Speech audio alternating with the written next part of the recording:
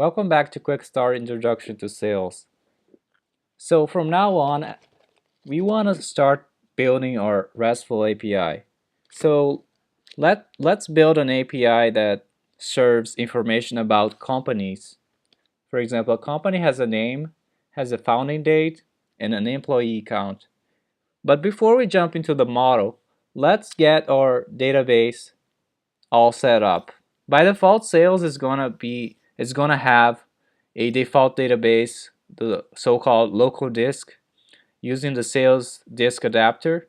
So let's take a look at those configuration files to get more acquaintance with that database configuration. So let's go to our project. I'm gonna open here my text editor. So we're gonna have a look at the directory called config. So under config, we have this file called connections.js. So connections.js is where you set up your connections. That is the different types of databases. In the case of the sales, by default is gonna set up this connection called local disk DB. This is an arbitrary name that you can choose, and it's using what's called a sales adapter. So sales adapter is gonna take care of configuring the database and setting it up, everything for you. So all you have to provide is the database username and all that stuff. But in the case for the local disk DB, there's not much configuration going on. All you have to say is which adapter you're going to use. Okay, so this sets up this connection, local disk DB. That's the name of this connection. It's an arbitrary name. We can have multiple connections. For example, if you scroll down, there's this some MySQL server connection commented out that you can uncomment if you want to set up a MySQL connection. For example, in this case, if you want to set up MySQL, you would use the sales MySQL adapter. Just as a reminder, you have to install this guy using npm install --save sales and MySQL. All right. So you can see it's using the sales MySQL adapter. And then you set up the connection using the host, user, password, and the name of the database. All right. So you can use any database you want. There's also support for MongoDB using the sales Mongo adapter. So you can set up some MongoDB server. That's the name of the connection. So you can use MongoDB. And it uses the sales Mongo adapter that you can install using npm install sales Mongo, and so on. So you can have multiple connections that you can use. Okay, Postgres and others. You can take a look here at their website for more information. Now, once you have that connection set up, in this case, let's just use this local disk DB. We have to tell what's the default database of this application. That's in the file called models.js. So under the config file, config directory / models.js, you can say what's your app's default connection right here. This case is commented out. So in this case, it's going to be local disk DB by default, even if commented out. So this is where you set up which connection you want to use by default if it's not specified. All right. So you can choose which one you want to use by default. Also in this same file, models.js, there's the migrate option. We're going to have this, sales is going to ask us what kind of migration strategy we want to adopt once we create the models and we lift the server.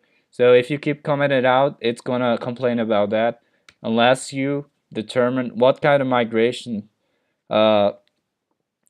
strategy you want to use. Let's just leave it at that, but keep that in mind that you're going to have to change that later to adopt the safe choice for your production or development or different kind of environment.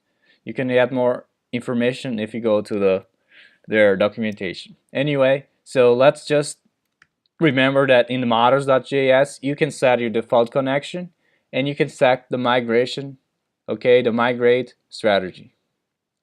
Now, with that in mind, we can also have environment-specific configuration for what connection you want to use. In that case, go to config/env. For example, under the development environment, you can determine what connection you want to use.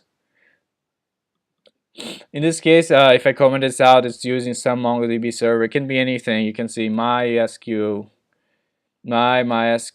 connection, or whatever you want to say. All right. So this guy is going to say, under the development environment, please use this connection. So you can have different kinds of connections. For example, in production, you might want to use some other kind of database. You want to use MySQL or something else. So you can have different kinds of databases for different kinds of environments. Okay? So let's wrap this up and once again review the database configuration. First, you go to config/connections to set up your connections. You can choose a sales adapter for your corresponding database type. MySQL, sales and MySQL, sales Mongo, sales Postgres, and so on. And then you just set up the connection with the username, password, database name, host port, and that kind of stuff. Okay, once you got the connection set up, you can go to the models.js where you can specify the default connection for everything if not specified. And then you can also specify the migration. How to migrate, how to handle the data when the server lifts. Are you going to delete the database and start over? Are you going to keep the records and build a new thing? Or are you going to alter the records, keep them as they are, and just add more data? That kind of stuff. All right, and then you can set up specific environment configuration in the config/env/ the name of your environment. In this case, there are two environments already by default, development and production. So you can say, I want to use this connection for production. Oh no, I want to use this different other kind of connection for development. Okay, with that in mind, this is it for this lecture. In the next lecture, we're going to start building our first model. See you then.